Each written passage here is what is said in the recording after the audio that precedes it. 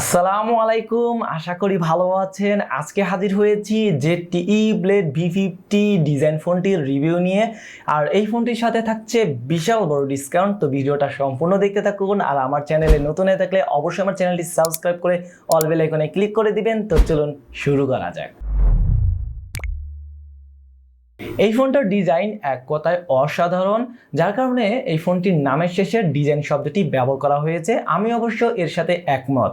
আর এই ফোনটির পিছনে ব্যবহার করা হয়েছে গ্লাস, যার কারণে ফোনটি ধরলে প্রিমিয়াম ফিল পাওয়া যায়। তবে ফোনটির পিছনে ফিঙ্গারপ্রিন্ট ক্যাচ করে, যেটা হয়তো সবার ভালো লাগবে না। আর ফোনটা কিছুটা পিচ্ছিল।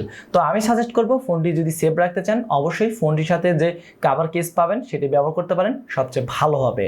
ফোনটির বক্সে পেয়ে যাবেন একটা সিম ইজেক্টর পিন, দরকারি বই, কাভার কেস যেটা একটু আগে বললাম, 22.5 ওয়াটের চার্জার অ্যাডাপ্টার আর টাইপ সি কেবল।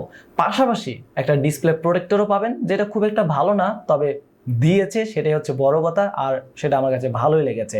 আর যেহেতু ডিসপ্লে প্রোটেক্টরের কথা বললাম, সেহেতু আরেকটা কথা বলি, সেটা হচ্ছে এই ফোনটার যে ক্যামেরা বাম রয়েছে রেয়ার সাইডে, সেখানেও একটা প্রোটেক্টর দেওয়া হয়েছে, যেটা আমার কাছে খুবই ভালো লেগেছে। ফোনটার রেয়ার সাইডে ব্যবহার করা হয়েছে triple camera setup. Main camera হিসেবে রয়েছে 50 মেগাপিক্সেল, আর বাকি দুইটা হচ্ছে 2 মেগাপিক্সেল ডেপথ সেন্সর, 2 মেগাপিক্সেলের ম্যাক্রো সেন্সর। আর ফোনটার সেলফিতে ব্যবহার করা হয়েছে একটা 8 মেগাপিক্সেলের ওয়াটার ড্রপ নচ ক্যামেরা, যেটা হয়তো অনেকের ভালো নাও লাগতে পারে। যাই হোক, ফোনটার রেয়ার ক্যামেরা এবং সেলফি ক্যামেরা দিয়ে আপনারা সর্বোচ্চ 30 ফ্রেম পার সেকেন্ডে 1080 পিক্সেলে ভিডিও রেকর্ডিং করতে পারবেন।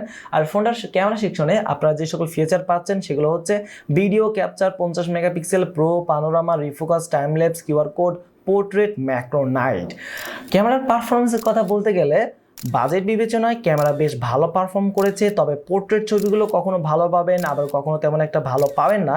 ভিডিও অ্যাভারেজ টাইপের পাবেন, তবে ছবি এবং ভিডিওতে খেয়াল করবেন একটু বেশি শার্প করে ফেলে। ফোনটার থিকনেস হচ্ছে 8.3 মিলিমিটার, বাট ফোনটা ধরলে একটু বেশি মোটা মোটা লাগে। তার কারণ হচ্ছে এটা ফ্ল্যাট ডিজাইন। অনেকের কাছে এই ডিজাইন ভালো লাগে, অনেকের কাছে নাও লাগতে পারে। তো ফোনটা একটু মোটা মোটাই লাগে। আর ফোনটার ওজন 207 গ্রাম। আমার মতে কয়েকদিন ব্যবহার করলে ওজন কোনো ফ্যাক্ট না, আপনার হাতে এই ফোনটা হ্যান্ডি হয়ে যাবে। আর ফোনটার বাটন এবং পোর্টসের কথা বলতে গেলে, ফোনটার ডান সাইডে রয়েছে পাওয়ার বাটন এবং ভলিউম বাটন। পাওয়ার বাটন কিন্তু ফিঙ্গারপ্রিন্ট সেন্সর হিসেবেও কাজ করবে। আর ফিঙ্গারপ্রিন্ট সেন্সর যথেষ্ট ভালো, তবে মাঝে মধ্যে মিস করে।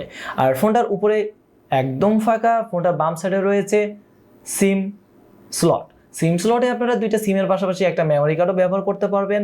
আর ফোনটার নিচের অংশে রয়েছে 3.5 millimetre audio jack, primary microphone, USB type C port এবং স্পিকারের সাউন্ড আমি বলবো বাজেট বিবেচনায় ঠিকঠাকই ছিল। এই ফোনটাতে দেওয়া হয়েছে 8GB র্যাম। ভাই, 8GB র্যাম, পাশাপাশি রয়েছে 10GB ভার্চুয়াল র্যাম। আর ফোনটার মেমোরি হিসেবে রয়েছে 256GB মেমোরি, যেটা ভাবাই যায় না এই বাজেট বিবেচনায়। বাই দ্য ওয়ে, ফোনটার বাজেট কিন্তু এখনো বলি নাই, অর্থাৎ ফোনটার প্রাইস। এই ফোনটা আপনারা পেয়ে যাবেন অফিসিয়ালভাবে 15,499 টাকায়। বাট আমার চ্যানেলের পক্ষ থেকে কেউ যদি এসকে টেলিকমে চলে যান, তাহলে মাত্র 14,500 টাকায় এই ফোনটা আপনারা কিনতে পারবেন। এসকে টেলিকমের ঠিকানা হচ্ছে গাজীপুর চৌরাস্তা, শাপলা ম্যানশনের 4th ফ্লোরে। দোকানের নাম, নাম্বার, ঠিকানা আমি ডিসক্রিপশনে দিয়ে দেবো, অবশ্যই চেক করে নেবেন। আর এসকে টেলিকমে যে আমার চ্যানেলের নাম বললেই আপনারা এই ফোনটা কেনার সময় 1000 টাকা ডিসকাউন্ট পাবেন। পাশাপাশি অন্যান্য যে কোনো ফোন কিনতে গেলে আমার চ্যানেলের পক্ষ থেকে কম বেশ ডিসকাউন্ট পেয়েই যাবেন। এই ফোনটাতে র্যাম বেশি হওয়াতে যে সুবিধাটা হয়েছে, নর্মাল ব্যবহারে আপনারা কোনো ধরনের ল্যাগ বা সমস্যার একটা দেখা পাবেন না। পাশাপাশি মেমোরি অনেক বেশি হওয়াতে আপনারা অনেক বেশি ছবি এবং ভিডিও রাখতে পারবেন। নর্মালি যে বিষয়টা দেখা যায়, আমরা যখন একটা ফোন কিনি, কেনার 1 বছরের মাথায় আমাদের ফোনের মেমোরি ফুল হয়ে যায়, যেটা এই ফোনের ক্ষেত্রে হওয়ার চান্স একদমই কম। এখন কথা বলা যাক এই ফোনটার ডিসপ্লে নিয়ে। এই ফোনটাতে ব্যবহার করা হয়েছে 6.6 ইঞ্চির একটা IPS LCD ডিসপ্লে প্যানেল, যার রেজলিউশন হচ্ছে full HD plus 1080x2408 pixel এবং পিক্সেল ডেন্সিটি হচ্ছে 400 ppi এর মতো। তো ডিসপ্লে ঠিকঠাক লেগেছে আমার কাছে। তবে ডিসপ্লের উপরে পাঁচল সেলফি ক্যামেরা থাকলে বেশি ভালো লাগতো আমার মতে। আপনারা কি বলেন অবশ্যই কমেন্টস করে জানাবেন। আর এই ফোনটা আপনারা যখন বাইরে বেশি রোদের মধ্যে ব্যবহার করবেন, তখন কিছুটা প্যারা খাবেন। তাছাড়া সব ঠিকঠাকই লেগেছে আমার কাছে। এই ফোনটার পারফরমেন্স সেকশনে ব্যবহার করা হয়েছে ইউনিসক T606 12 ন্যানোমিটারের একটা চিপসেট এবং জিপিইউ হিসেবে রয়েছে মালি G57। প্রসেসরটা যথেষ্ট ভালো বলতে পারেন, তবে নর্মাল ব্যবহারের জন্য আপনারা যারা নর্মালি ফেসবুক, হোয়াটসঅ্যাপ, ইমো এসব অনেক বেশি ব্যবহার করেন তাদের জন্য ঠিকঠাকই রয়েছে। যেহেতু এই ফোনটাতে 8GB র্যাম রয়েছে আর প্রসেসরটাও নর্মাল ব্যবহারের জন্য ভালো, সেক্ষেত্রে আপনারা তেমন কোনো সমস্যা ফেস করবেন না নর্মাল ব্যবহারে যেয়ে। আর যদি এমন হয় আপনি টুকটাক গেম খেলেন, সেক্ষেত্রে টুকটাক যে 2D গেমগুলো রয়েছে সেগুলো খেলতে পারেন।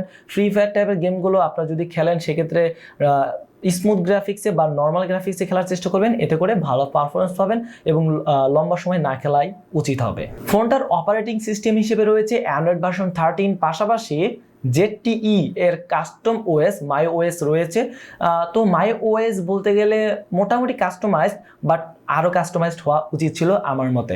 ফোনটাতে কিছু অতিরিক্ত অ্যাপস রয়েছে, আর ফোনটাতে যেহেতু 256GB রোম ব্যবহার করা হয়েছে, তো সেক্ষেত্রে 2-4টা অ্যাপস খুব একটা ঝামেলা করে নাই, তবে আপনারা চাইলে সেই অতিরিক্ত অ্যাপসগুলো আনইনস্টল করতে পারবেন। আর এই ফোনটাতে কিন্তু 90 হার্টজের সুবিধা রয়েছে, যার কারণে আপনারা এই ফোনটা মোটামুটি স্মুথ পারফরমেন্সে ব্যবহার করতে পারবেন, যেটা আপনাদের কাছে খুবই ভালো লাগবে। এই ফোনটা মার্কেটে পাওয়া যাবে 3টা কালারে, গ্রিন কালার, ভায়োলেট কালার এবং ব্ল্যাক কালার। গ্রিন কালারটা আমি ব্যবহার করেছি, আমার কাছে বেশ ভালোই লেগেছে, আশা করছি আপনাদের কাছেও ভালোই লাগবে। এই ফোনটাতে 5000 mAh ব্যাটারি দেওয়া হয়েছে। 5000 mAh ব্যাটারি থেকে আপনারা মোটামুটি একদিনের ব্যাটারি ব্যাকআপ অনায়াসে পেয়ে যাবেন। দিন শেষে যে ফোনটাকে চার্জে দিতে হবে, আর চার্জে দিলে মোটামুটি 1 ঘন্টা 30 থেকে 40 মিনিটের মতো সময় লাগবে ফুল চার্জ হতে এই ফোনটার 22.5 ওয়াটের চার্জার দিয়ে। আমার মতে এই ফোনটার ভালো দিক বলতে গেলে ভালো ডিসপ্লে, র্যাম রোম বেশি, ফাস্ট চার্জার এবং অসাধারণ ডিজাইন রয়েছে। শুধু একটা জিনিসের অভাব রয়েছে, সেটা হলো পাঁচল সেলফি ক্যামেরা। বাকি সবকিছুই আমার কাছে খুবই ভালো লেগেছে। এখন প্রশ্ন হচ্ছে এই ফোনটা বাজেটে কেমন? যারা অনেক বেশি ফেসবুক, হোয়াটসঅ্যাপ, ইমো এইসব ব্যবহার করেন নিয়মিত এবং অনেক বেশি ভিডিও দেখতে পছন্দ করেন, আমি বলবো তাদের জন্য এই ফোনটা একটা আদর্শ ফোন। তো এই ফোনটা আপনারা যারা নিতে চাচ্ছেন তারা অবশ্যই এসকে টেলিকমে চলে যাবেন, এবং আমার চ্যানেলের পক্ষ থেকে যদি আপনারা এসকে টেলিকমে এই ফোনটা কিনতে যান, তাহলে এই ফোনটার অফিসিয়াল দাম থেকে প্রায় 1000 টাকা কমে 14,500 টাকায় 8/256GB ভেরিয়েন্টটা কিনতে পারবেন। তো কারা কারা এই ফোনটা কিনতে চাচ্ছেন অবশ্যই কমেন্টস করে জানাবেন, আর এই ফোনটা আপনাদের কাছে কেমন লাগলো সেটাও কমেন্টস করে জানাতে পারেন। দেখা হবে নতুন কোনো ভিডিওতে। আজকের মতো বিদায় নিচ্ছি, আসসালামু আলাইকুম।